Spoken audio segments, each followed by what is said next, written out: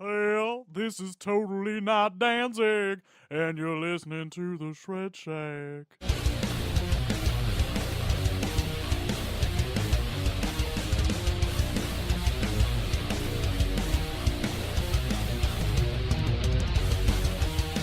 Greetings, folks. I'm Dan Mack. This is Chris Mack. And I'm Pete. Welcoming you to episode 90 of the Shred Shack podcast. Holy shit, 90.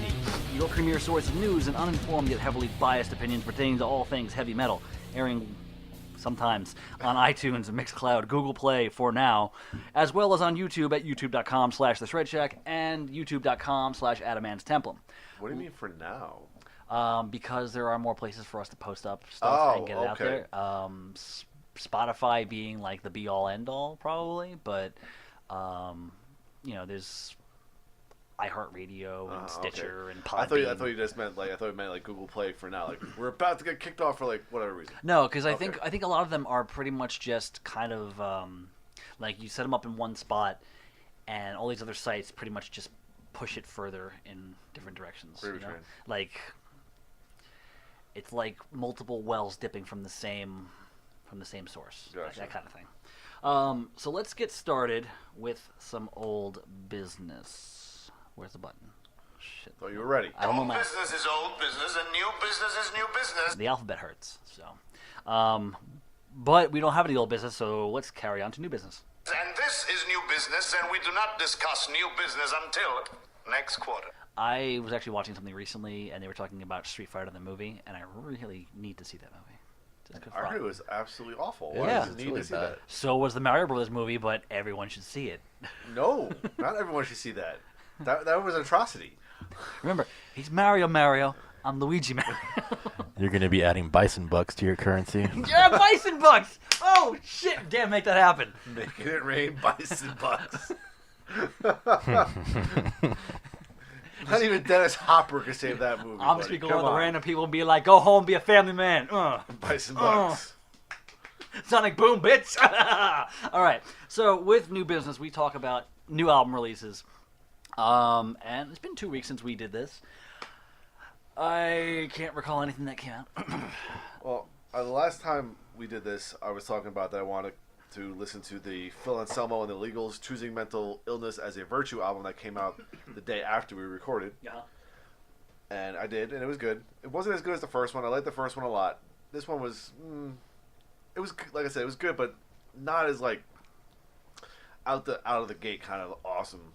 Then again, I also listened to it while doing dishes and stuff around the apartment. You weren't lifting, so therefore it wasn't therefore good enough. I might need to give it an honest listen, but on passing, it wasn't as good. So if you're sitting there adulting, it's not a good thing to listen to. No, because then you want to break stuff. It's because it's Phil. So just sitting there like washing the dish, and then going to put it in the dish tray and just breaking it, and just keep doing that over and over and over. Grumbling. Stupid. Trying not to break things. Well, you have a thing on here on the script that says coming out February 9th. Which is tomorrow. Yes, well, this is coming out on Monday, but we are recording this the previous Thursday. Yeah, right now it's Thursday the 8th. New releases coming out tomorrow, February 9th. First one up is Legend of the Seagullmen. Which is a ridiculous band name. Which is a ridiculous band name considering the fact that it's a ridiculous band. Featuring members of Tool. It's Danny Carey from Tool on drums. Brett Hines from Mastodon on guitar. There's a couple other people in here. We got Dave the Dr. Dreyer on vocals. Zappa Meets Zappa's Peter Griffin on bass. Yes, his name is Peter Griffin. I feel like we made that joke. Yes, we did, because I talked about this band before. Chris Giovanni on synthesizers and Jimmy Hayward on guitar. Jimmy Hayward is the director of Jonah Hex. He's playing guitar on this band. And they are creating music that has a theme of the high seas. So it's not quite Ailstorm because it's not as cheesy. Yeah. But they're singing things about shipwrecks and giant mutant squids and stuff like that. It is actually really fun to listen to. Yeah, so, I recall making the Ailstorm joke when we first mentioned them. Yeah, so it was a good one to listen to. It was a lot of fun. Want to listen to it again. Again, this is one of those things I just kind of listen to in passing. Mm-hmm. And the last thing to listen to that's coming out tomorrow on the 9th is The Atlas Moth, the new album Coma Noir. And that's actually really good too. Like, I gave this one a little bit more of a listen to because I was actually just sitting at my computer and listening to it. And it's heavy, it's groovy, it's fun. Definitely something I would want to listen to again, just to kind of really get a grasp of it. So Okay. Well, you listen to them again. You let us know next week. possibly Just don't bring any dishes, please. in 2 weeks. 2 weeks. Yeah. No, it's next week. Well, next Sunday. Yeah. Next Sunday. Because we're recording with a guest. Yes. Pete, did you listen to anything new? So there's been a couple of new releases, but I'll probably go into them more next time. Really, right now, I've been having, it's not really new. I've been playing the track El Caballeros by The Sound of Thunder pretty much on repeat. That is such a good song. For those of you who don't know what that is, it's Sound of Thunder did a rendition of the national anthem of Catalonia during that whole time of when they were trying to do their independence thing. And it's really, really, really good. Other than that, the other thing that I just caught earlier today, actually, on Netflix, there is a comedy special by Fred Armisen called Stand Up for Drummers. And it is entirely based, well, not entirely, but I would say like 90% based around music, heavily focused on drums, obviously, and a lot of comedy routines. Now, I'll say this, it's like, I'd say like half and half the jokes work sometimes. You know, it's a little bit esoteric at times, but Fred Armisen is actually a really, really good, accomplished drummer. And there is this one part in the film where he actually goes through different kinds of drum kits from like the decades, starting with like the 20s. It's similar, he said, to a video that's online of like Karen Carpenter playing all these different drum kits. And he just goes through like the different sound styles and how they evolved and all that. And it's really, really good. It's on Netflix? Yeah, it's on Netflix. That's an amazing scene. No. Fred Armisen's the guy from Saturday Night Live in Portlandia. Yeah. Correct. Yes. He's also I think the drummer for it's Seth Meyers' Yes, Seth Meyers' late night band. Yeah. Which is why I think Seth Meyers gets like the big name drummers to play for him on occasion, is because when Fred's not playing, these guys sit in for him for the Correct. week. Yeah. Gotcha. So we're checking out. Move your mic closer to you. Oh. Okay, so in that case, what else have we been listening to this week or watching this week in that case? Just the iPod on shuffle, and today I stumbled across a new song from Tesseract that's going to be coming out on their new album, which I'll talk about later. And they haven't skipped a beat since their last record in 2015, so I'm super stoked. So it's all good to me. Yeah. Anything else? That's it. Okay. So in the whole spirit of the vinyl records that I got you, Pete, for Christmas and for your birthday, I was actually listening to some of mine, just because I was like, oh, I don't feel like breaking down any CDs. I don't feel like plugging in my iPod. So I was listening to some of the shit that I have. So Dio, Holy Diver. Nice. You got that on vinyl? I got that on vinyl from Wow. from Rob Schulz. Wow. Same thing with Dio, Sacred Heart. I was telling Pete about this. I was trying to listen to Master of Reality by Black Sabbath. My record of it is actually slightly like oblong. There's a little bit too much material on one side of it, so it scrapes and stops. Oh. So it'll spin and go, nah. That sucks. We're done here. So I have to Wow. file it down a little bit to play it. So that didn't end up happening. But I listened to AC/DC Highway to Hell, which is that, and Metallica Ride the Lightning. I listened to that as well because those are the first two vinyl records I ever owned. Bought them for 25 cents from the Brentwood Library. Get out. No cases. No cases. They're right over there, actually, just kind of sitting there because they were. Pete, don't freak out. They were already shit to begin with. Don't freak out. You're like, oh my God. You're sitting there like, how do you treat vinyl like that? It's like literally just in a box shoved into paper. Well, the thing is, he's silently judging you right now. well, here's how it went, because I think we had gone to the library so many times they just happened to be selling stuff. This is before it seemed to be like a commonplace thing, and they had both of those records there, but no cases for them. So we took both of them, we threw them into the case from Van Halen 2, which didn't have a record, and we paid one price for them. Nice. So 25 cents for the So two of them. stealthy. And for the most part, they still work very well. I think Trapped Under Ice skips quite a bit, but other than that, it works pretty damn well. That's cool. Despite my obviously ill treatment of them. Yeah. No, I still have not opened the records that you gave me. Yeah, I've just been kind of admiring them Well, dude, Like, I mean, the it's, death record. I was like, That's oh, such an that looks awesome so one. Yeah. pretty. Well, So- the Opeth one is double white vinyl, so Yeah. that's pretty. That is pretty. No, I mean they both are. I've wanted both of those for the longest time. So yeah, so I have to say thank you, and I will. I'll bust them out, I guess, because that way we can talk about it on the show next time. I'll have to actually. I will not put them in a box like that, but I'm just gonna take a picture and post that up. I just imagine what it sounds like in my head. And not to treat your vinyl. But in addition to that, there was a Maiden album I listened to. I can't remember which one. Just because it was in the midst of the discussion of the 10-word reviews. I was going to say, we just did the 10-word reviews last yes, week. which is going to be coming out very soon. Pat and Reese should have recorded theirs on Wednesday. You guys recorded yours. I need to finish mine. So that should be out mid-next week. But yeah, aside from that, it's been listening to random stuff in the car, as I always do. So, oh my god, my buttons machine turned off. Yeah, that's it. So let's go on to, why do we do this first? Obituaries. Get it out of the way. Okay. At least it's only one this time. Yeah, seriously. Well, that's still 1 in 2 weeks, so I suppose like the 3 you reported on a few weeks ago. Well, yeah. So. Well, he almost barely missed it. So, because Pat Torpey, he's the drummer and founding member of Mr. Big. He passed away Wednesday, February 7th, at the age of 64 from complications of Parkinson's disease. His family, bandmates, and management request privacy at this very difficult time. Services are pending. So rest in peace. Not much more to say. Nope. Let's go on to some general news. All right, general news here.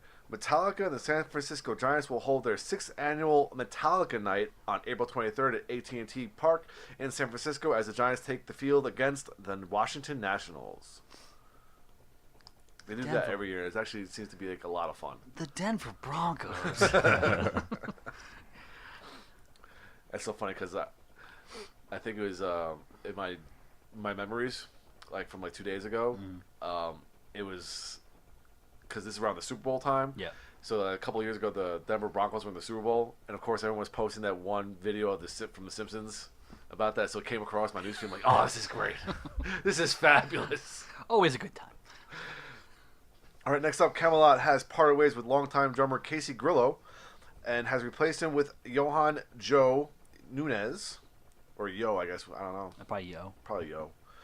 Prior to recording Kamelot's upcoming album, The Shadow Theory, Casey informed the band that he had made the difficult decision to pursue other music and touring opportunities, in addition to the desire to focus more time on his drumhead company. I'm wondering, since he's saying pursue other music and touring opportunities, if he's going to turn up in another band somewhere along the way. Probably something that probably fits along more like what he wants to do as like, schedule-wise and whatnot. Yeah, limited schedule. Yeah. Next up, Alice Cooper was involved in a car accident on Thursday, February 1st, but fortunately suffered no injuries. Yeah, because he's fucking Alice Cooper. And apparently he was driving around in a Dodge Charger. Yeah, which I'm pretty sure he didn't he tweet them and say, Yes, he did. Good job making Good a car. job, guys. Way to go. Good job on making your car. You didn't kill me. Fantastic. Which I mean, like that's a great selling point for Dodge. Like, yo, we saved Alice Cooper. What do you got? Right? That should have been a Super Bowl commercial right there. All right. Here's the news that made myself and Pat cry. After 8 years of touring with Devin Townsend Project, Devin Townsend has decided to, quote, take a break from the group and focus on a number of other projects he has been, quote, really wanting to pursue for some time now. He said in a statement, the band have been there with me through thick and thin, and we share some pretty great moments. I can't say enough good things about them, and in the future, I'm sure we'll work again. As for his plans for the immediate future, Townsend said, I have 4 new albums I'm currently working on. I'm currently in the finishing stages, one of the grandest and most overwhelming projects I have been fortunate to do. It's certainly my favorite DVD release of them all, and is a powerful moment, if I can say so myself.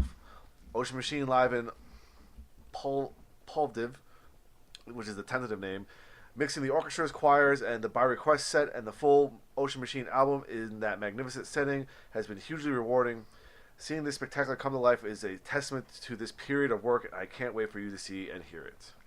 Now, Did he say more as to why he's taking a break? It has some things to do with financials. I was going to say, considering that he does these big elaborate things, and he's like, I wouldn't say he's necessarily a very commercial artist. No, Probably it's doesn't not. make that much money from it. So, No. so I'm sure it was a great feat for him and great for the audience and everything. But it's like you gotta stop because you don't have the cash. And plus, he's also trying to put together a symphony. I know he's been talking about that for a while, and I think there's I guess it's such a thing as being too ambitious, I suppose. I also think that like the Devin Townsend project kind of reached its limit at the moment because Transcendence wasn't exactly the best of records. I mean, it was good, but it just sounded like Addicted Part 3, And plus, we were only supposed to get 4 albums from the Devin Townsend project anyway. We were supposed to do the 4, and that was supposed to be it. But then we got Epic Cloud, which was amazing. We got Z2, the continuation of the Ziltoy story, and we got Transcendence. So we really can't complain. I'm not complaining. The man's prolific as fuck. Yeah. He's sitting there like, I'm gonna take a break. But I got 4 albums coming. Yeah, he's going to take a break from this one and do this project now. He's just sitting there like typing like, I'm gonna go take a shit, and then I'm gonna go back and work on all these albums. I mean, we were just talking about that on the last podcast about when do you see Devin Townsend stopping? Never. Never. All right, so here we go. Mastodon was honored with a Grammy in the Best Metal Performance category in the pre-telecast ceremony at the 60th Annual Grammy Awards. Mastodon was nominated for the song Sultan's Curse from his 2017 album Emperor of Sand. So they won the Grammy. Yes, they did. Okay. And was this presented before or after the Body Count performance? I have no idea. All right. Stone Sour guitarist Josh Rand has, quote, checked into a treatment center, unquote, and will sit out the band's U.S. and Canadian tour dates in late January and early February. Nothing saying what he's being treated for. Well, I would assume, That sounds when you're as vague as that, typically it's substance abuse. Yeah. If we're wrong, I don't take offense to that, but it's usually the Yeah, I assumption. mean, if you're not like very open about what it is, it's something like that. Yeah, which is fine. You're allowed your privacy. So. All right, next up, Phil Anselmo underwent surgery on January 31st, which is the latest in a line of corrective procedures designed to help him deal with the damage to his back, neck, and knees sustained over 2 decades of touring. Think of it in wrestling terms. What? I'm thinking of it in wrestling terms. He's out for a little while, comes back, triumphant return, and comes out, beats somebody up. Yeah. All right. Nita Strauss has been named the first ever female Ibanez signature artist. So she's going to get her own signature guitar. And she's currently still with Alice Cooper, right? Yep. Yeah, well, and a Dodge endorsement at that, too. All right, despite the fact that he has just announced the details of his farewell tour, dubbed No More Tours 2, Ozzy Osbourne insists that he is not calling it quits. He says, I'm not retiring. God. He tells Rolling Stone in an interview, it's no more tours. So I'm just not doing world tours anymore. I'm still going to do gigs, but I'm not going to tour for 6 months at a time anymore. I like to spend time with my family at home. Like what gigs is he gonna do? Why even do gigs? Just you can even make albums. That's fine. Just do that. Just. You sound better on the albums anyway. Okay, ready. Cliff Burton will be honored with a Cliff Burton Day on February 10th, which is actually going to be this coming Saturday. So So by the time this is aired, it will have passed. On February 10th in Castro Valley, California. The proclamation comes after Metallica fans started a Change.org petition and tallied thousands of signatures to recognize the band's late bassist. Is that his birthday? I'm not sure. I know that's where he was born, right. So that's where he's from. Yeah. How convenient that it falls on Rusev Day. Is it every day Rusev Day? Every day is Rusev Day. All right. I'm glad I actually get these references now. Yeah, Pete's catching. I'm catching up just like you are, dude. So, all right. Director Drew Fortier has announced his latest project, a documentary about the former Faith No More singer Chuck Mosley. The film was initially conceived as a narrative on the musician's then burgeoning comeback, but unfortunately he did pass away. I wonder, like, that sounds like it would be like an interesting twist to like what you're doing, you know? Like he's already started the documentary, and then like the whole point of it kind of changes it. Yeah, like midstream. Like, I'd be interested to see that, just to kind of see how that plays out. You know, it's interesting that you mentioned that because there's a documentary out there called Prescription Thugs. Yes. I've watched it, and the most interesting thing about it is that in the middle of the movie, the director and the guy who's doing the narrating and everything, he kind of pauses the movie to go into rehab because he's addicted to prescription drugs. Damn. Yeah. It's an interesting thing, and the thing is, like, this is also, he's the same guy who did Bigger, Stronger, Faster, the documentary about steroids. Okay. And it pretty much almost follows his family around, because in the first part of it, he was talking about steroids, and he has two brothers, Mike Bell, who was a WWF jobber way back when, and about his problems with addiction to not just steroids but like prescription drugs and so on, and his younger brother who did steroids because he was a powerlifter. Fast forward to Prescription Thugs, the documentary starts with Mike Bell. He dies during the production of the documentary, and then it just goes on from there. It's a good series. So something to look into. But just, like you said, the change of the dynamic of the documentary as things progress. Yeah. All right, last but not least here, long one. The estate of former Three Doors Down guitarist Matt Roberts has filed a lawsuit against a South Alabama doctor, saying that he was responsible for the musician's death. Roberts died of a prescription drug overdose on August 20th, 2016 in a Wisconsin hotel. One of the drugs in his system at the time of his death was filled by the Rite Aid Pharmacy in Spanish Fort, Alabama. Last November, Dr. Richard Snellgrove was indicted for illegal drug distribution in connection with Roberts' death. Court documents show that Roberts had been one of Snellgrove's patients since at least 2004. The 6-count indictment alleged that on 5 different occasions, Dr. Snellgrove prescribed controlled substances in the names of different individuals, knowing and intending that the drugs would go to Roberts. These 5 prescriptions were for methadone, hydrocodone, lorazepam, and fentanyl. All 5 of these prescriptions were originally written outside the usual course of professional practice and not for a legitimate medical purpose. Count 6 alleged that on August 18, 2016, Dr. Snellgrove prescribed 75 micrograms, I guess that is, per hour fentanyl patches directly to Roberts outside the usual course of professional practice and not for a legitimate medical purpose. Fuck, man. Succumb to the opioid epidemic. Yeah, I was gonna say, like, definitely the first 2 for sure. Yeah. And those are, when I was doing the what was it? The drug testing when I was at I did my internship for my degree, like hydrocodone and I know it's oxycodone. That was a bigger deal, and that was because it was oxy, and then because they couldn't afford oxy, they went to heroin. Yeah, and now you got fentanyl, which is just if you that's like that knocks you out like that, like instantly, and if you don't do it in the correct doses, you're guaranteed to die pretty much. So I'm saying these are patches, so you put more than a couple on there, you're gonna end up in Lincoln's lap. It does not take a lot. I'm just thinking of Crusher Client. I think there's more space on my ass. I was thinking of Thank You for Smoking. Yeah. It was some fucked up shit. But yeah, that's.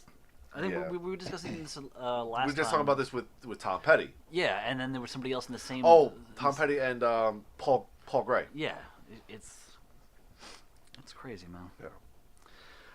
All right, so let's go into some more brighter news here. Some positive news around recording news. Everything is positive when it comes to recording. You say that. For the most part. Okay. Killswitch Engage are hoping to complete work on their new album by the middle of the summer for a tentative late 2018 release.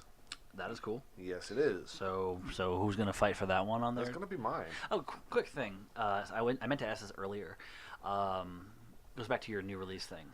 With the Phil Anselmo album, do you think it's still gonna be in your top 3? More than likely. Okay. Because everything he does, I really do enjoy. Yeah. It's more like you have to sit there and digest it. Like the thing I like about the first album is that he had like maybe like 7 or 8 songs. They were long songs. They were just very dynamic. There were a lot of changes in them. This one felt a little bit more straightforward. Okay. So, Completely off topic, but I had to ask it. So. yeah. All right, A Perfect Circle will release its 4th album, Eat the Elephant, on 4/20 via BMG. Of course you would. You fucking pretentious douche. It just so happens to fall on a Friday, okay? Just get over it. Deicide have resumed recording their long-awaited follow-up to 2013's In the Minds of Evil LP. The band wrote on Facebook, back in the studio, wrapping up the new album. Stay tuned for further updates. I'll go with that. All right, Twisted Sister frontman Dee Snider has finished laying down the final vocal tracks for his upcoming solo album.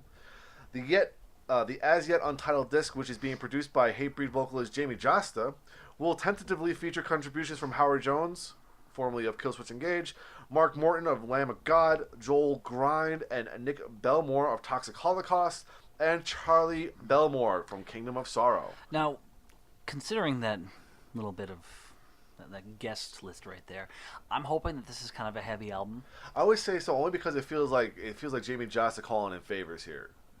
To kind of get a bunch of people in there. I mean, a lot of people would probably still enjoy being on a Dee Snider album, and I feel like Dee Snider is an underrated vocalist in rock and roll. I feel like he doesn't get enough credit for his uniqueness and general skill.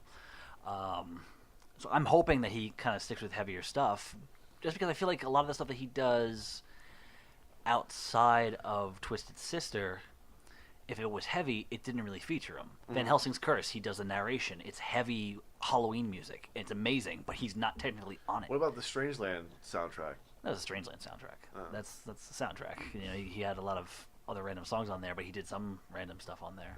But like a full-on project, you know, I think the most that we've had in the last few years has been Dee on Broadway, the Twisted Sister Christmas album, and the Twisted Sister re-recording of Stay Hungry. Yeah. So it's been kind of hitting the same bits. Yeah. In fact, one of the best things he's done in the last decade, I'd say, is his cover of Wasted Years. He does that pretty fantastically. So, you know, random thought of the day. I did not know that After Forever did a cover of The Evil That Men Do. yes, that's actually the first EP that I bought from them because of that song. Oh, well, I did not know that, and I was, iPod on shuffle, things happen, It's good. and it was like, oh, floor. It's good. Hi. I mean, no offense to them, I have heard better covers of the song. The one that Chris Jericho sings is quite awesome. But it's definitely good, and again, it's what got my attention to After Forever in the first place. So I was like, oh shit, I like that song. Huh. All right, now that we're back on track here, Light the Torch, which is formerly Devil You Know, will release its debut album Revival on March 30th via Nuclear Blast Entertainment. Before they change their name to something like Strike the Match or something like that. That's what a band should do. They should come out and change their band name every single album. I like that. That would be fun. Yeah, that'd be great. I think and then completely change his style every single time, too. But keep the album title exactly the same. Somebody make that happen, please. And like they rotate like positions in the band, like the drummer becomes a singer, and then like the singer plays like the fiddle or something like that. Like just completely fuck it up every single time. I would also do it in a way to like really piss off vinyl collectors, and that like I would change the name of the band so that like the first one starts with an A, then the next one starts with a Z, then the next one starts with like a V or something. So like that way the albums can never be arranged in a really good order. Like you can't do it alphabetically, you can't do it chronologically. I guess you could, but it still suck. You could do. I think the guys from Monty Python, when they released CDs, there was a side, not CDs, vinyl and cassettes. There was a side 3. Damn it, Just to piss people off. Damn it, Monty Python. I love you guys. All right, here we go. Kobra and the Lotus will deliver the second part of its opus magnum. It's supposed to be magnum opus, isn't it? I think so, yes. Anyway, but I could be wrong. 1 year after the successful release of rock juggernaut Prevail 1. Due on April 27th through Napalm Records, Prevail 2 is the proverbial yang to the yin and continues right where the other one left off. I love Kobra and the Lotus. I know you do. And their That's why last I keep and their last putting album them was in. kind of badass. So I was actually on my top 3 list. I can't remember which month it was, but it's there. It's there. Yeah. All right, Dream Theater are planning to regroup in late spring to begin work on material for the follow-up to 2016, The Astonishing album. All right, we're not going to get into the studio until May, said Jordan Rudess when he was interviewed at NAMM last weekend. Speaking of NAMM, did you guys happen to see any of the pictures of Jessica Hill at NAMM? Did. Did. Yes, I did. That was pretty badass. I also saw the picture of the 9-neck guitar at NAMM. Yeah, I saw that too. Which is a little bit ridiculous because the first person I saw a picture of it with is Rick Nielsen, who's famous for his 5-neck guitar. Just kind of looks at it like, what the fuck is this What shit? the shit? Sevendust has begun the mastering process for its new album due later in the year. The follow-up to 2015's Kill the Flaw was recorded at Studio Barbosa in Gotha, Florida, with producer Michael Elvis Bassetti, who has previously worked with Alter Bridge and Slash. That's cool. That is cool. It feels like, yeah, I guess the album came out shortly after we started doing this. I know it ended up on one of our top 3s. Yeah. So, Yeah. man, it feels like such a long time ago. Yeah. I was married. I lived in another house. Things happened. Yeah, but, like, I'm kind of bummed now because I would have liked to have seen their show in December. Right? Yeah, that would be that would have been nice. Hammerfall will spend most of this year working on music for the follow-up to 2016's Built to Last album. And he's quoted as saying, "We're going to probably start recording early next year, so there's some time to write new material." This is from bassist Frederick Larson when he was interviewed at NAMM this past weekend. And he says, "And we're going to do some festivals this summer after the full U.S. tour." Which means they're coming back around here, which I should probably catch them this time. You caught them last time, didn't you? No, I missed that show. I had tickets, but I didn't go. Oh, that sucks. It's one of those things where I fell asleep. I took a nap. I took a nap and I woke up. I'm like, well, fuck. Well, you can do what Pat did and blame one of the other bands. Oh no, the thing is, he got drunk and did that. I just, I don't drink, so I slept. You owe me a testament show, said Pat to Bobby Blitz. There were no words thereafter, only an onomatopoeia of crunch. All right, Clutch have completed recording their new album at Sputnik Sound Studio in Nashville, Tennessee, with producer and engineer Vance Powell, who has worked with the White Stripes and Red Fang. That's cool. I know a lot of folks are big fans of Clutch. They're fun. I really do like them. All right, I'm not sure how to pronounce this one, so I'm just going to go with Ori. Ori. All right, which is the project featuring Nightwish main man and keyboardist Tomas. Yeah. Jalapeno. Jalapeno? Jalapeno. Jalapeno? No, jalapeno. Dude. Man, you know what? And his wife, popular Finnish singer Joanna Kirkela, will release his self-titled debut album on March 23rd via Nuclear Blast. You don't talk ill of a man who wrote an entire album about fucking Scrooge McDuck, okay? Life and Times with Scrooge McDuck. Or yeah. It was Scrooge McDuck. It was phrasing very poorly there. Yeah. The album's not about fucking Scrooge McDuck. It's Scrooge fucking McDuck. There you go, Scrooge fucking McDuck. Phrasing, Daniel. I know. Just this placement of words. This is why I'm an English minor. Majored in literacy. Eat it. Right? I'm never going to let you live that down. No, you shouldn't, because that was dumb. All right. The Sword will release their 6th studio album, Used Future, on March 23rd. The disc was produced in Portland, Oregon, and with producer Tucker Martine, who's worked with My Morning Jacket, The Decemberists, and First Aid Kit. Why would you want to do anything in Oregon? Portlandia. You ever see that show? I'm working on it slowly. It's actually really fucking funny. I'm working on when to watch certain things. I was actually just thinking, like, 'cause we were talking about the gags for the coming up video that we're going to be recording, and I was thinking, like, we should try to take, like, little sight gags from our previous videos and put it into future videos. That's what, like, Portlandia is all about. Like, it's a bunch of it's a series of sketches, but when you watch the sketches, there's, like, bits and pieces of the previous sketch in the next one. We could probably do something like that. Like, like have, like, the shield and stuff from the Grand Magus video in the background somewhere, which we have anyway. Technically it's going to be, so. Yeah, so I'm just thinking that would be really funny to do. All right. last but not least here, Tesseract will release a new studio album titled Sonder on April 20th. Because of course they will, you pretentious douche. Yeah, I mean, first is Maynard, now it's this prog band, man. All right, well, that's it for recording news today. So it looks like you have a crowdfunding track. I do. All right, crowdfunding from our friends at iApollo. Yeah. Remember a couple years ago we interviewed the young band from Columbus, Ohio. I still have my poster up there signed. Yep. Yep. They are recording a new EP. Sweet. And they're looking to do a big push as far as publicity. So they're looking for publicity online and print magazines, radio, streaming services, and more. They're a little strapped for cash, so they have a fundraiser going on to kind of put this stuff together.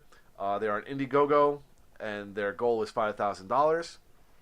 And so far they've raised $100,000. They've only opened this up a couple days ago. Mm-hmm. They have some packages available, more specifically about getting the full EP, getting your name and the contributions, wristbands, and other merchandise. They have packages that go up to $300. Wow. Yeah. So. Interesting, fun bit of trivia. Just for a laugh one day, I did a search for Cardi B metal covers, and iApollo came up. They actually covered Cardi B's Bodak Yellow, and it's not bad. So, Was it like a studio thing or live? I couldn't really tell. Like, it was definitely like record. Like, it was in a studio, but it was a little bit raw, you know. And like the music video was just them like jumping around like in their apartment or whatever it is. So. And that's it for crowdfunding. Well, we'll probably hear more about that soon because our last EP was kind of fucking awesome. So. Yeah, it was. It was really awesome. So I think this is definitely not going to be the last you hear about it here, or maybe even on our page. So, so let's go on to concert news. All right, we got one festival here to talk about. All right. Hashtag what year is it? Hashtag what year is it? Disturbed, Incubus, and Godsmack will headline the 25th annual Rock Fest. Set to take place July 12th to the 15th in Cadott, Wisconsin. More than 65 bands will pack non-stop performances throughout the 3-day event. Oh my god, it's Ozfest 2001. Oh, wait. It gets better. This is the partial list of the performers. We got Disturbed, Incubus, Godsmack, Rise Against, Hailstorm, Seether, Black Label Society, Bush, Under Oath, Guar, Beartooth, Skid Row, Trivium, Red, Fozzy, Powerman 5000, Autograph, Attila, OTEP, Through Fire, Dead, Soil, Dead Set Society, Blacktop Mojo, D. Snyder, Ace Frehley, Or get your degree. Thank You Strong Bad. A lot of that's actually pretty friggin' badass. Some of them I'm not familiar with. Anytime Soil is part of a show, I'm there. I haven't seen them in years, but I want to see them again so badly. Powerman 5000, Fozzy. I'd like to see Guar just once. I'd like to see OTEP again. OTEP. Well, they come around here often enough. A lot. So, like, the fact that I missed them the last 2 or 3 times they've been here is kind of sad. Yeah. I'd say, just from the general look of it, overall, the odd man out might be Bush. Yeah, just a little bit. Yeah, like, I mean, I don't know why either. I can't really place why. Just that one seems like, wait, what? That or maybe Ace Frehley. Rock and roll. All right, regulatory news now. Regular touring news, but I have a clip to do this. So just read the first few words. Okay, following a phenomenally successful. Stop. Phenomenal. I've been wanting to do that all day. Okay, following an AJ Styles type successful 25-day tour of Europe this past November and December 2017, Queen and Adam Lambert have made the surprise announcement that the band will play further shows in Europe this summer. The search for more money. Yep. The new tour dates follow unprecedented demand for more concerts in Europe and will see the band perform in cities not included in last year's tour. Already announced their shows in Italy and Germany. Others to be announced are expected to include Portugal, Spain, Denmark, Norway, the Netherlands, and Belgium. I'm not even dismayed by the fact that it's not coming to North America, just because I've seen the show, and it's good. They don't need to. You're not gonna spend your money on that one? No, because I thought it was great, but unless they do another revamp of Singers, I don't need to see the show again. It was great. Leave that seat for somebody else to see it. Cool. So. All right. Active Defiance, the group featuring former Megadeth members Sean Drover on drums and Chris Bodrick on guitar, alongside ex-Scar the Martyr singer Henry Derek Bonner and Shadows Falls Matt Batchend on bass, will embark on a U.S. headlining tour this March. Support on the trek will come from Shattered Sun. There is a San Antonio date, March 8th at the Rockbox. Shattered Sun's from here, aren't they? They sound very familiar. What's it called? Shattered Sun? They sound familiar. There's an acronym band down here. I feel like it's Shattered Sun or something very similar to that. Our apologies for not knowing that, but it's close. All right. Hashtag no San Antonio date. Obituary have announced an early summer North American headline tour with support from Paul Bear, Skeleton Witch, and Dustbolt. The trek begins May 2nd in Atlanta, Georgia, and ends June 3rd in Miami, Florida. That'd be a cool show to see. Is it coming to Austin? Probably more than likely. Okay. Clutch have announced a string of spring headline tour dates starting on April 27th in Chattanooga, Tennessee. Support on the tour will come from the Bronx, Red Fang, and Fireball Ministry. I'm pretty sure that's a hashtag no San Antonio date. I was going to say the entirety of the Bronx is supporting Clutch. That's awesome. The entirety of the Bronx. The entirety is just going on tour with them. That's a lot of tour buses. Hashtag San Antonio date. No San Antonio date. My bad. Oh, you dick. Yeah, I fucked myself on Yeah, that one. I'm looking at this like now, like, wait, what? Yeah, no, definitely no San Antonio date on this one, unfortunately, because I was very, very upset. Primus will join forces with Mastodon for a late spring, early summer tour of the U.S., kicking off May 6th at Red Rocks.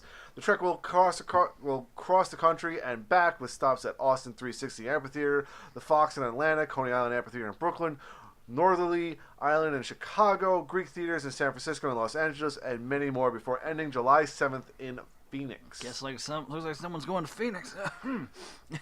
Or just go to Austin? It's a lot closer. Yeah, but I want to go on vacation. Oh. Austin's not a vacation. It's like there's too many people who look like me around here. I don't like that. All right, Korn frontman Jonathan Davis will embark on a solo tour in early April. The trek, which will run through the end of June, will include a number of European festival appearances. Has he recorded anything solo himself? Or I think he has a new solo album.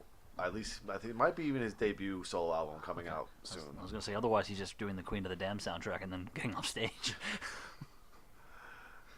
Might as well not go on stage. Anyway, hashtag no San Antonio date. Miles Kennedy will embark on a U.S. tour in May. He will be promoting his debut solo album, Year of the Tiger, which will be released on March 9th via Napalm Records. Right, the Tiger. I like Miles Kennedy. Like I like his part in. I like him in Alter Bridge. Not a metal singer though. It's kind of surprising that it's like the material is kind of heavy, but he's not. He's definitely more of a rock singer. Mm-hmm. So I like him. All right, hashtag no San Antonio date. Ozzy Osbourne has revealed details for his forthcoming No More Tours 2, which is a reference to his 1992 tour, No More Tours. Stone Sour will provide support. I want to see that. I still haven't seen Stone Sour. I'd go see Ozzy again just to see Stone Sour. Although I'd rather see Stone Sour headline. Again, hashtag no San Antonio date. Hashtag suck my nuts. Hashtag please stop. I'm confused. Am I being pranked? Because I don't do jokes. Poison, Nothing But a Good Time 2018 tour. Poison, with all original members, will be joined by Cheap Trick and Pop Evil on its trek across the U.S. this summer. What? First of all, Poison.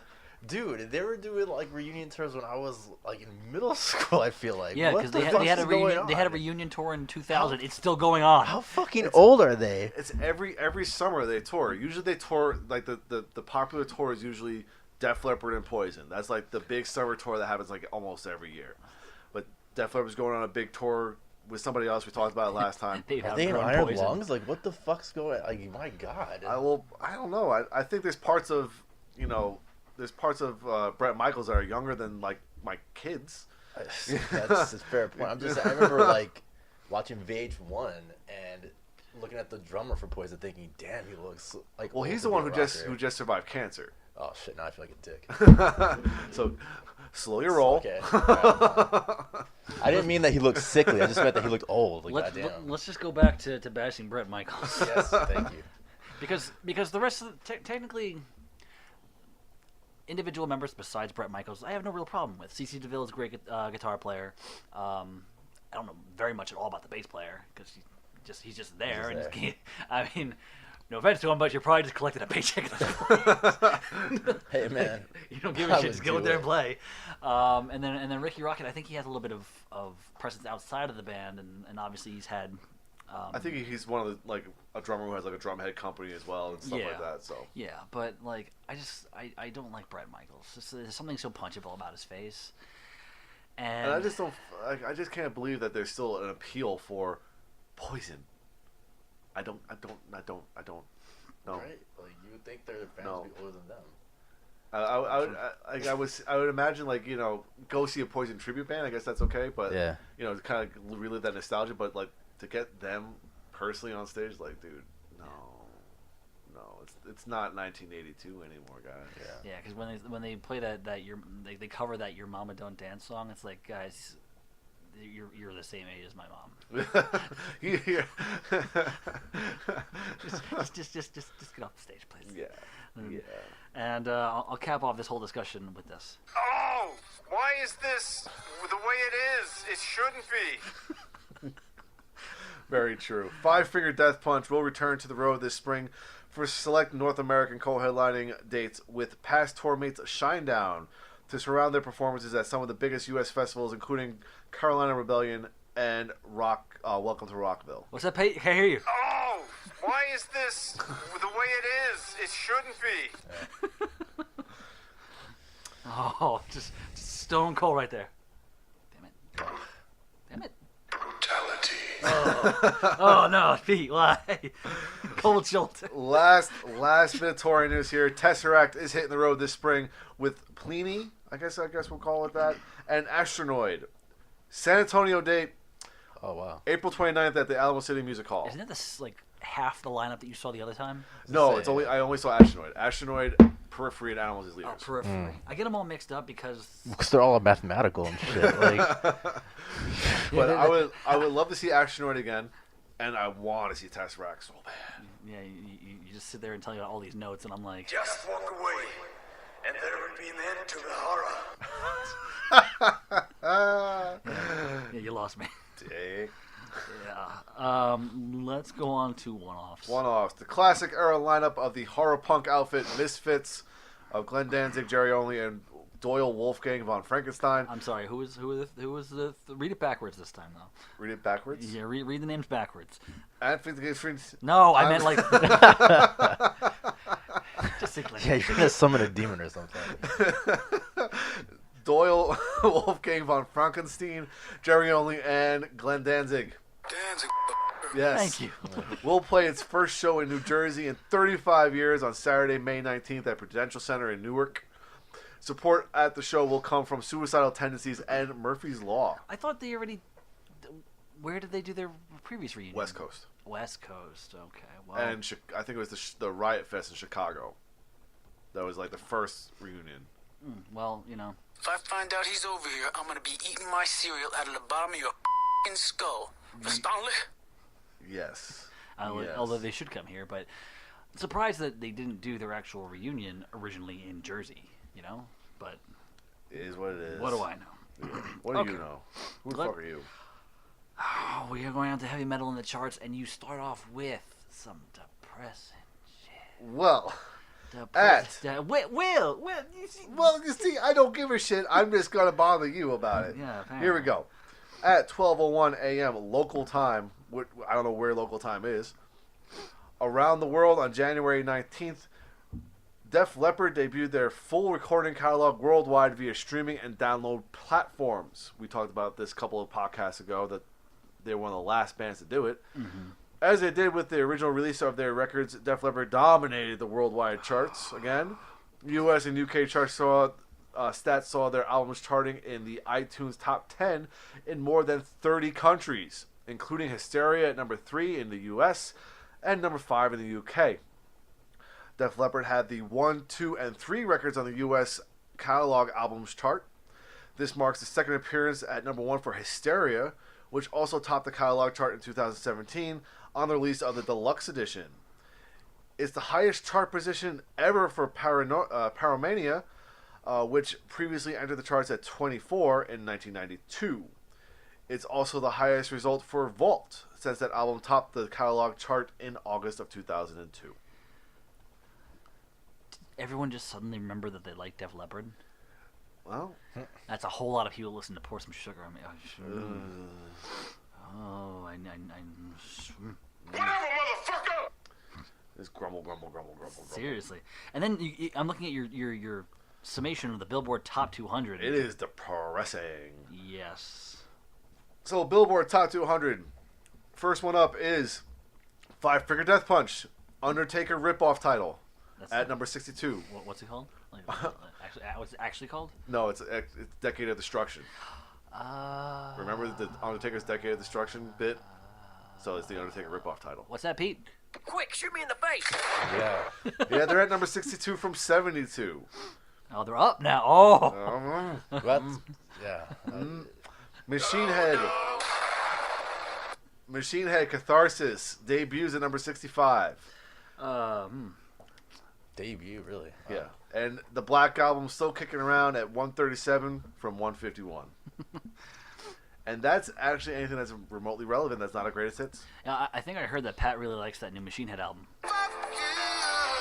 I heard that from New York. Like he's yelling at you from New York right now. Yeah, he's yelling very melodically.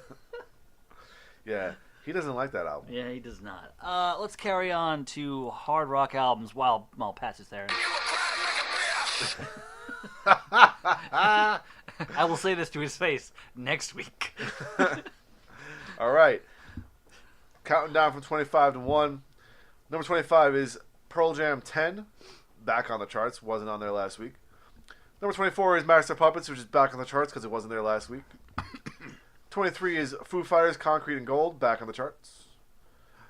Aerosmith's Greatest Hits is at number 22. Back on the charts. Grimmest Hits by Black Label Society is at 21. I thought you said Grimace Hits. It's like, yes! Nothing kills the Grimace. The Grimace needs an album.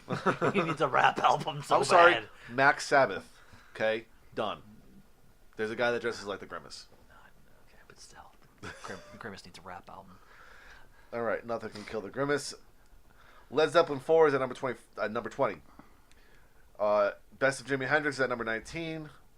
3 Days Grace 1X is at number 18. Asking Alexandria, self-titled, is at number 17.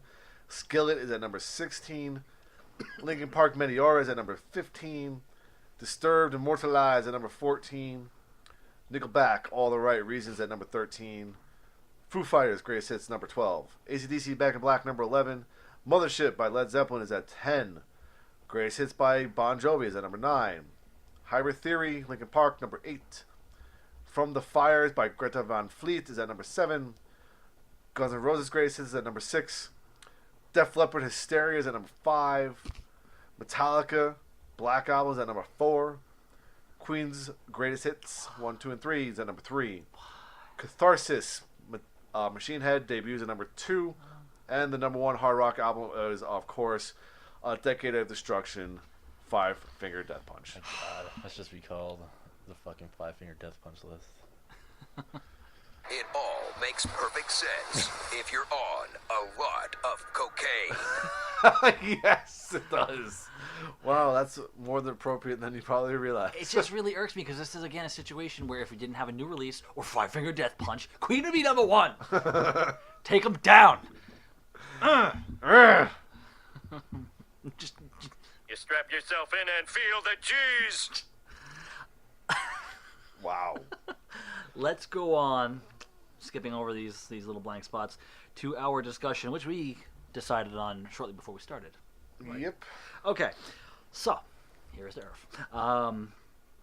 Chris, you did premises. This is your deal. All right, so I just came across this one on Loudwire. They always had like these, these videos or lists of things. Oh, I have a ton of them. I know you have a ton of ideas. That's for sure. Yeah. But one that I came across that sounded kind of fun to talk about is Loudwire's 10 heavy metal or rock bands that quote went soft but still rule. So now, Loudwire doesn't do things as like top tens. They just do it like here's 10 things. Yeah, here's 10 things. Let's just kind of wheel them out like Yeah, like Bison Bucks. Like Bison Bucks. So the first one they mentioned, and probably one of the first bands that comes to mind here, is Opeth. And their main thing is like, going from, the sound of like, Blackwater Park to Sorceress. I feel like you guys have more say here, so. To tell you the truth, I actually kind of like them better now. I mean, I love their death metal sound and everything, but the thing is, I think they've matured as a band, and I like their variety. I like the fact they can pull from anywhere and just do whatever they want now. Yeah. And I think I prefer Mikkel actually singing because he has a fantastic voice. So. And I mean, when we look back, it's always been there in their albums. They were always a melodic death metal band. They weren't like a very traditional, Nordic style death metal band. So I don't know. I mean, yeah, they're definitely a lot different than they once were, but I guess it's just not a stretch to have not seen it coming, And clearly they say like they still rule, and I agree with that. So yeah. I think the point in their career that I really have my interest starts with Still Life, which I think is probably their first legitimate foray into the more melodic side of things, which I think is where they do the most clean vocals in their early career. Mm-hmm. I think that this is the one that just precedes Blackwater Park, which people consider to be one of their seminal albums. But I always prefer a little bit more of the melodic side of things in music, especially in death metal and whatnot. But even disregarding that, I got into Opeth big when Damnation came out. Was it Damnation or Deliverance? They came out around the same time. Yeah. Damnation's the one that's completely soft. Yeah, it's Damnation. Like, that's when I started buying their albums. I bought the live DVD and everything. That's when I got into it. And, the first half of the DVD is them playing that album in its entirety live. And then the second half is them playing a heavier set. And that mix of things is what I think of when I think of the band. Mm-hmm. I can go back and listen to the older stuff, but I don't get into it as much. And I think that the change over time makes them better for it. And I think that's one of the things that makes them rule to this day, is that even in their live shows, they still know exactly how to have the right mix of such an expansive discography, and so somehow every song they pick and play is like, yes, I'm so fucking glad you played that song, and they never, even, when their albums are just now pure prog at this point, they still play so much of their old death metal stuff live, and they still show such an appreciation for that.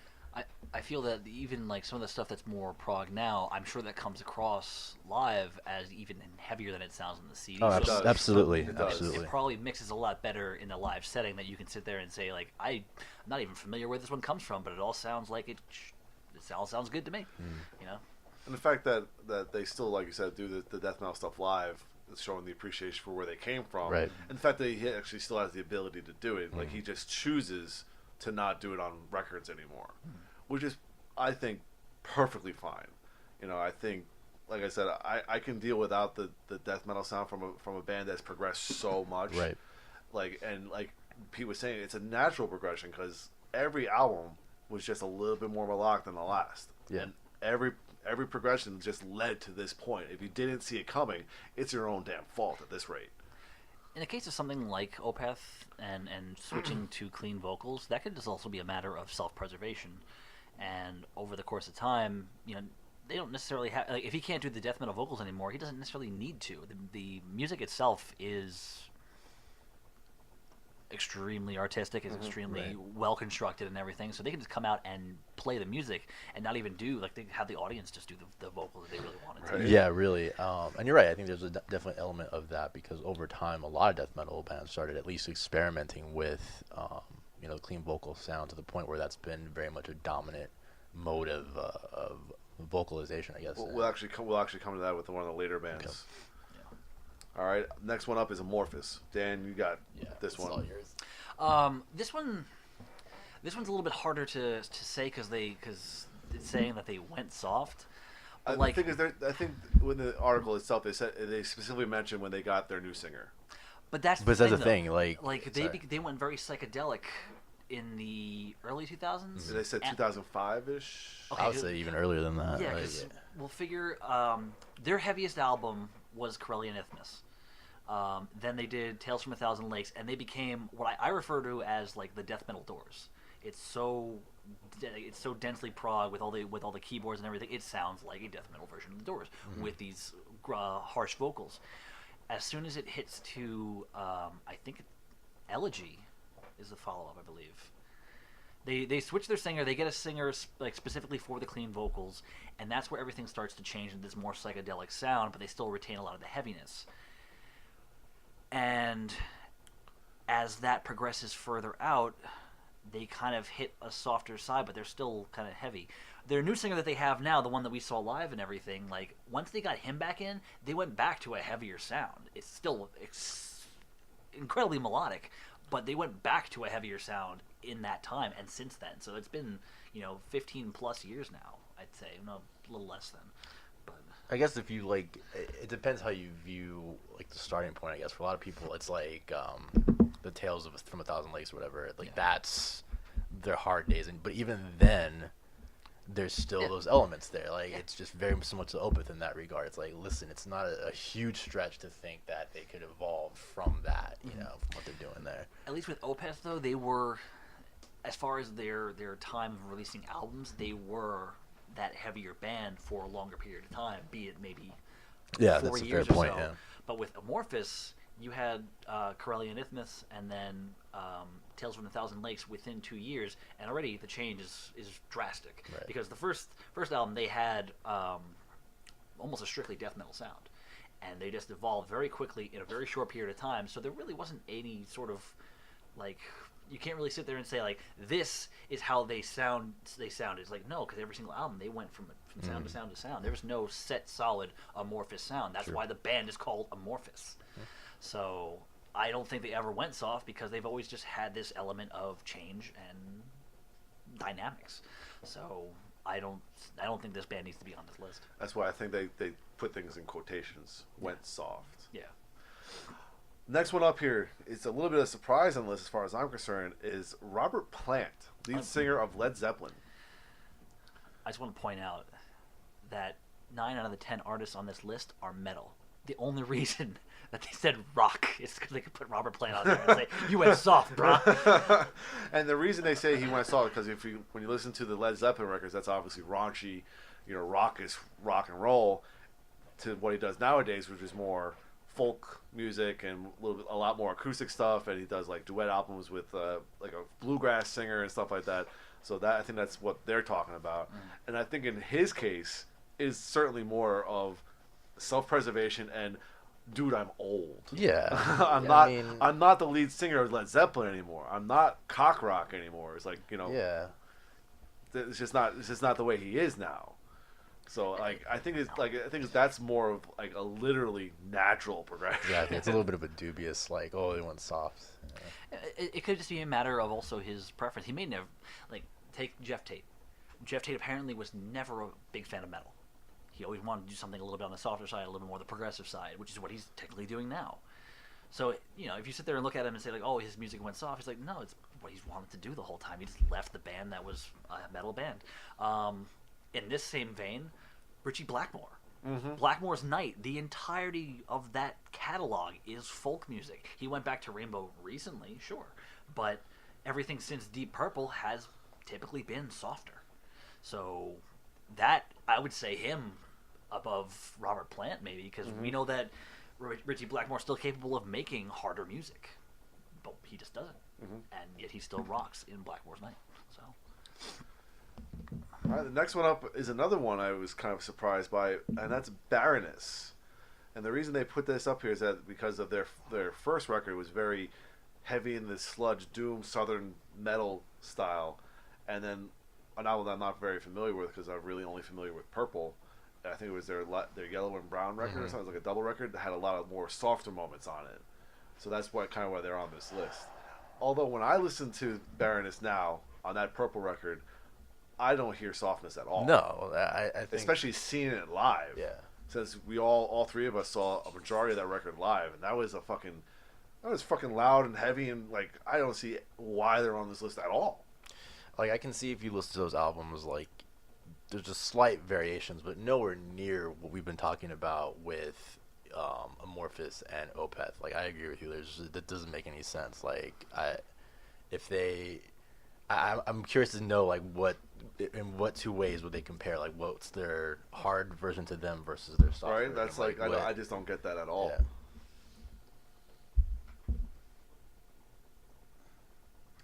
Trying to take a picture. Sorry. It's all good. It's not working though. Go on to the next one. You skipped over Catatonia. Oh, I did, and that's my favorite band. One of my favorite bands, Catatonia, and that's one of the ones I can see why they put on this list because, Jonas did switch from like pretty much strictly death metal vocals to his melodic, vocals, but that was again because he couldn't do it. Right. There was a physical need to switch to that, and I think, in all honesty, much better sound for the band itself. Yeah, I mean, especially because it's such a like a melancholic, depressive style of music. I mean, that part I don't think, and I mean, truthfully, I've never really heard like the early Catatonia albums, but I don't think it's that much different. No, it's really not.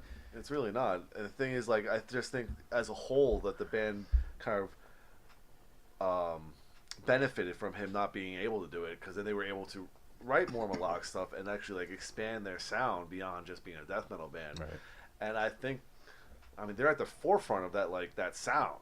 It's like Devin and Opeth together are at the forefront of that kind of, melodic, progressive, heavy metal music.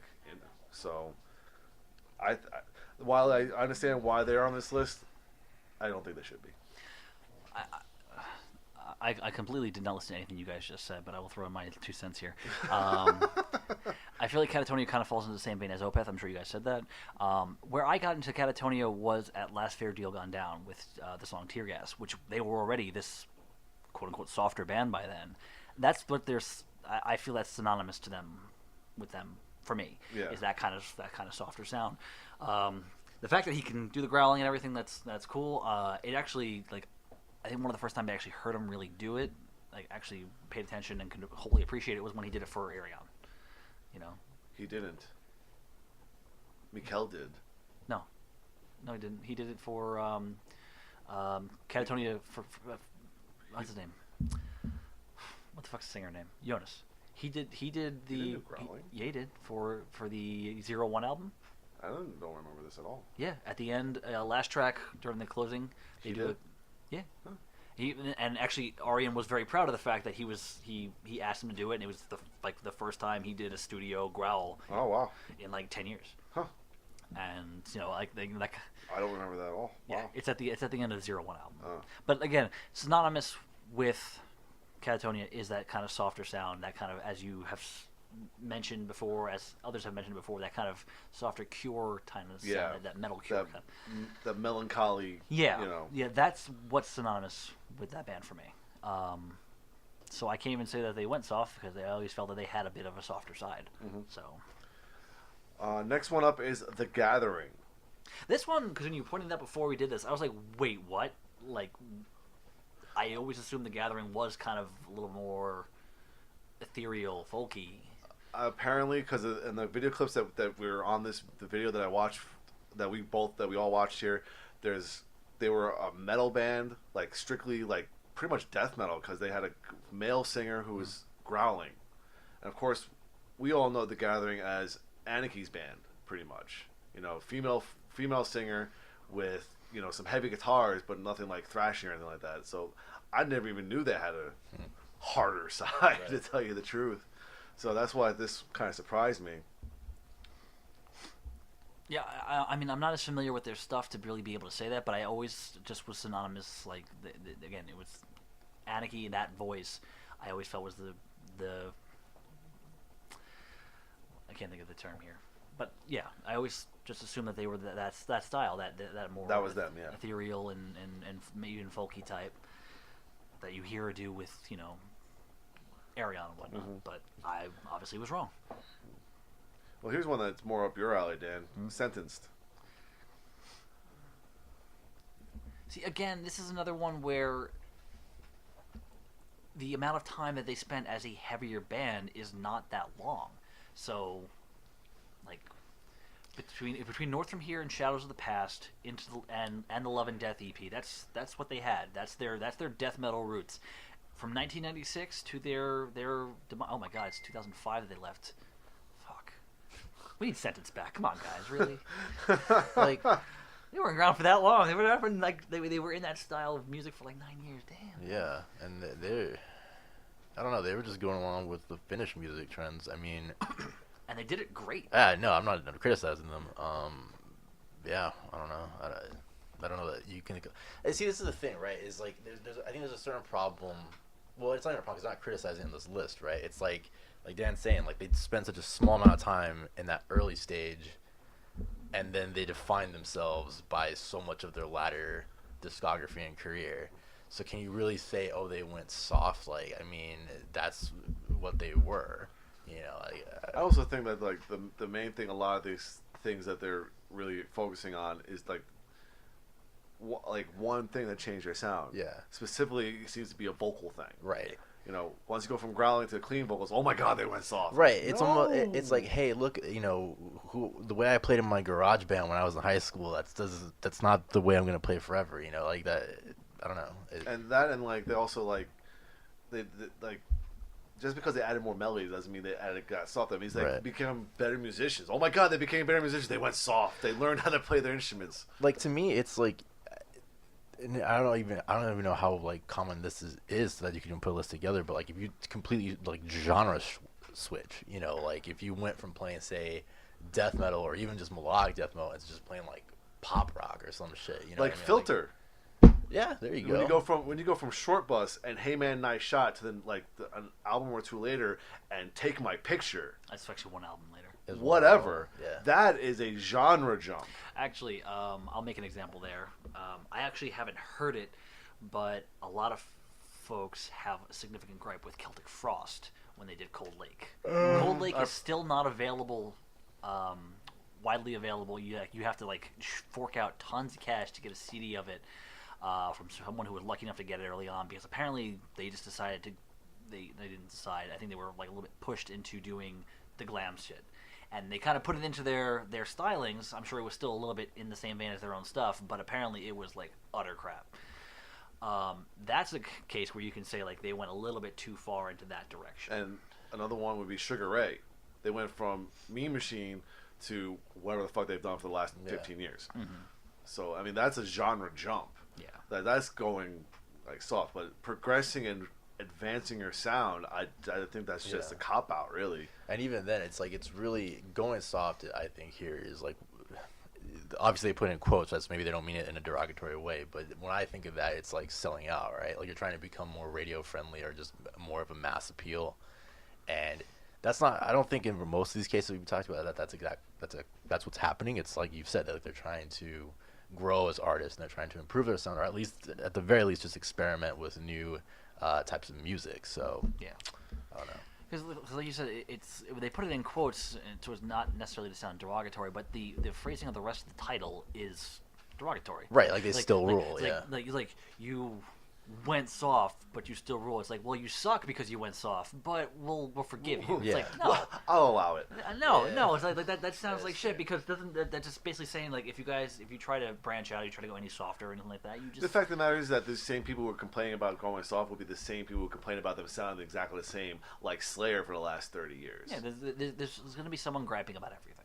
So and there are people who say that Amon Amarth went soft, and I know, and I was like, really? Like, really? I don't know, man. Like, that's to me, okay. And quick thing about Sentence though, they can still they can still pull out some surprises. Their last album, the Funeral album, they had a quick 1-minute track that was them basically retreading their death metal style. Just no vocals, just here's an instrumental, fast, loud, abrasive, bam. We can still do it. We don't want to. Just carry on. I was like, yeah, that's right. You tell them how it is. All right, we got 3 more here. Okay. All right, next one up is Anathema. Anathema. Anathema. I fucking love this band so much. And in the case of talking about bands that who expand their sound and get better at their instruments and everything, this is one of the best cases, because originally their sound was kind of doomish, a little bit slow. Vocals were pretty bad. Yeah, just the clip that they showed in the video is awful. Yeah, like I would not want to listen to that band. The vocals were pretty rough. When they hit Alternative 4, they did hit a softer sound, but it was like such a change and just amazing. Like they were good before, but they just hit a whole new stride with Alternative 4, and they just carried it on. And now they are like, I think they released 1 or 2 albums that are very much more acoustic than anything else. Not in the same vein as like Opeth Damnation got acoustic, but they hit much more of that. That's that.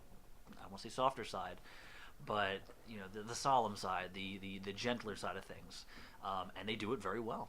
And you know it's one of those things where they have evolved and gotten better just as songwriters. Mm-hmm. I think they're a fantastic band, and their change and evolution is testament to that. So. I think we could do the last 2 bands together because they kind of fall into the same exact, not the same exact category, but the same kind of category, and that's Alcest and Ulver. Yeah, that's you guys. I'm on this one. Well, I don't know much about their earlier catalog. I actually don't know much about Alcest or either band really. Right. But I have heard some of the later stuff because they have released albums recently that I've given a chance to, and you know it seems like just in the comparing tracks that they showed on the video, Alcest went from a pretty much black metal band to a more atmospheric in general band with cleaner vocals, focusing more on atmosphere than shrill and trillaging and riffs and stuff like that. So yeah. So here's the thing. So with Alcest, it's like I think what they're referring to here is Neige, who's the singer songwriter, because it's not. This is a little bit misleading, but I guess it's good that they bring this up. So Alcest had the band in its current iteration has always sounded the way it is. Like maybe like the very first album was had maybe more death metal vocals than the later stuff, but all Alcest albums have that atmospheric, metal gaze kind of sound. What you played earlier, what I heard, and that's why I was like, what the hell is that? Like, why are they putting that on there? That's actually one of his earlier bands. I think it's Pesta Noir, and it's good to bring this up every now and again because as much as I like Alcest and all the music they create, that band that he was in, that was, I think, a Nazi band. And I know he's tried to distance himself, from it, ever since. But I don't know. That's a weird one to me. Like, I don't think they did that for anybody else. Like a previous band. Yeah. So that's a little bit questionable. Ulver, I don't know too much about Ulver, but I do know that they were part of like the early sort of they're part of the early black metal stuff, much more of like the pagan black metal stuff. So you hear that more, that raw sound with a hint of folk in the early stuff. Nowadays I think they still hold on to that, but it's definitely mastered a lot better, and it is a lot more atmospheric than it once was. Again, with them though, I would never say that I don't know that I would say they went soft, even in quotation marks. It's just they've been around for so long that they finally got some good equipment and they sound a lot better. Is what it is to me. Now, before we conclude this, can anybody think of any other bands that could have been on here? Avenged Sevenfold. Going from Waking the Fallen to City of Evil. Simply because of his vocals. I feel it's more of progression because I think it's like that's how I feel too, but in the same vein as the rest of this list, yeah. I think that they could have been on this list. Well, also you also gotta factor in Sounding the Seventh Trumpet. Sounding the Seventh Trumpet was just harsh, and then Waking the Fallen came out with cleaner vocals, and then City of Evil even more so. Since City of Evil, M. Shadows' voice has gotten more gritty and less whiny, and thankfully he's improved because of it. But yeah, I can see people arguing that, but also they play a style of music that a lot of metal purists wouldn't consider ever to be hard. They'd be like, you guys suck because you play like metalcore. So I can see someone arguing that, but I think one that would fall onto this list would probably be In Flames. That's a good one. yeah. I'd say that one has more of a valid reason to be included in a list like this, Only just because they did it more for radio play. I think. And I think it was less progressive and more like drop of a dime. They Correct. changed their sound. Correct. And it was a drastic change. And it wasn't like a change in like experimentation. It was like we're gonna go to just kind of a derivative, I hesitate to say pop metal maybe. I was gonna say really watered down version of their yeah, original sound. Yeah. I think if anybody deserves to be on that list, it probably would be In Flames. Yeah. Then question by extension, Soilwork. What would you say? Because with a lot of these artists, they had one or two albums where they were super balls to the wall heavy, and then they kind of started to transition over. Soilwork was the same way. Another thing is, I think Soilwork, they still maintain their heaviness as far as music goes. Yeah. Like when we talk about In Flames, they changed not just their vocal stylings, but they changed their music as a whole to kind of fit more of a radio friendly or just a more appealing sound. While Soilwork is still very abrasive and in your face, and Speed still does scream at you. Yeah. A lot. And then in the chorus, he sings nice and clean. He doesn't scream at me; he screams at you. Yeah, he screams at me a lot. So lift that shit, man. So, I don't think so. I think just because they've gained some more notoriety, they became a little bit more famous, and because Speed does other things that are on the melodic side outside of Soilwork, doesn't take away the heaviness of Soilwork. Right. Yeah, and I was just gonna say, in keeping with like the sort of dumb theme of that list, is just if you're gonna do it the way they did it, I would pick a band like Bathory. Like Bathory started off as like pure black metal, and then he transitioned into Viking metal, and it was different. Like it was much more soaring and epic sounding, and way more clean vocals. But the way that they were defining everything, that's going soft. To me, that's not. That's like embarking on a whole new path of your musical career that's still hard as fuck. Yeah. I mentioned this before we got started, and this has more to do with rock. Van Halen. Van Halen being party rockers right up until roughly the album 1984. Then you get Sammy Hagar in there, and suddenly, like, Eddie Van Halen realizes he has a keyboard in his house and just... Yeah, then the synthesizers get involved. Yeah, and then you, like... Admittedly, a lot of stuff in the Hagar era is a little ballady and poppy, especially the stuff they put on the radio. Yeah. Why Can't This Be Love? Dreams. Right Now. I love all that stuff. Yeah. Obviously, at the time, people were upset by everything surrounding it, but I still feel like the talent is still there. It's not like they all forgot how to play or sing. Sammy Hagar is a fucking amazingly talented man, instrumentally and vocally.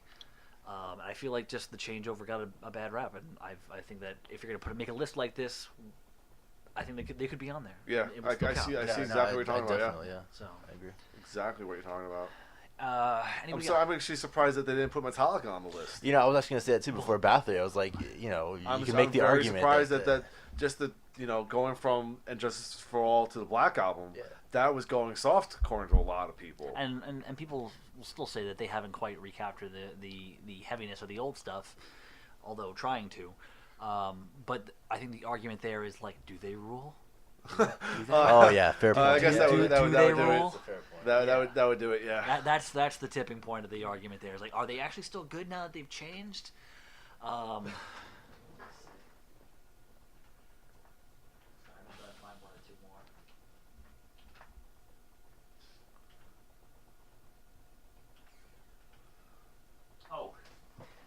here's a fantastic one.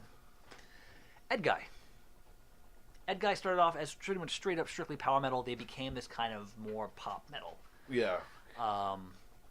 I got into them as they made that transition around the era of Mandrake, which is probably the first time they really started heading in that more, what eventually became tongue-in-cheek, more fun style. I think they're still fucking awesome. They put on phenomenal live shows. But is the style all that different though?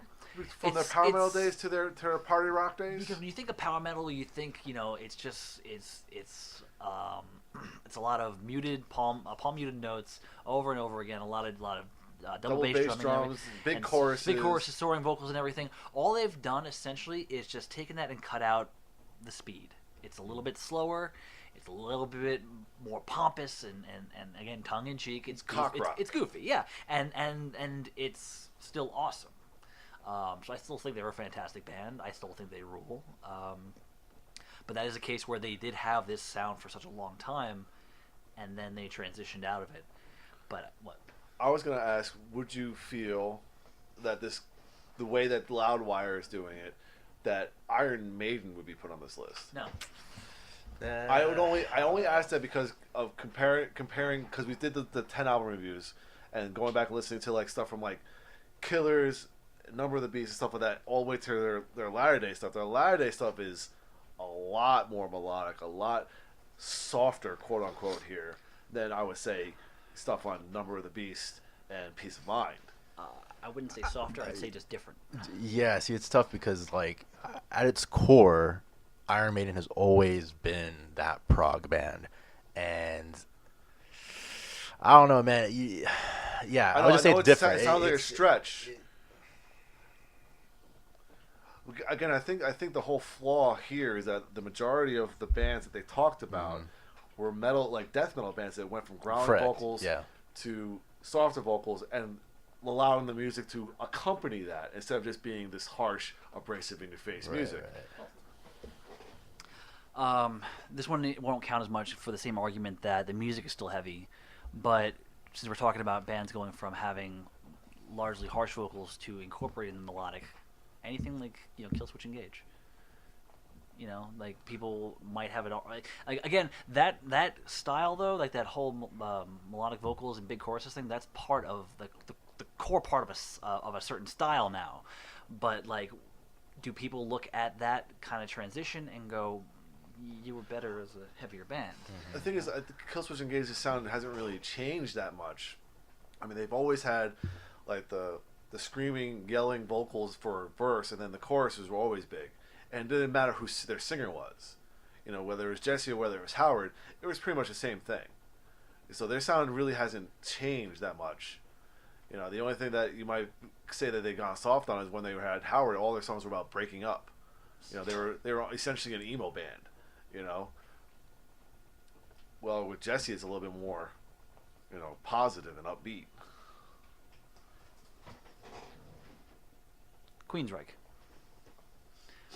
Queensryche was, actually, it's kind of hard because Queensryche has never really stayed in. They never really stayed in any particular pocket. Because you had the EP and this straightforward heavy metal, this piece of 80s metal. With Warning, they kind of continued it on, but at a slower pace, not as much of a punch in the face.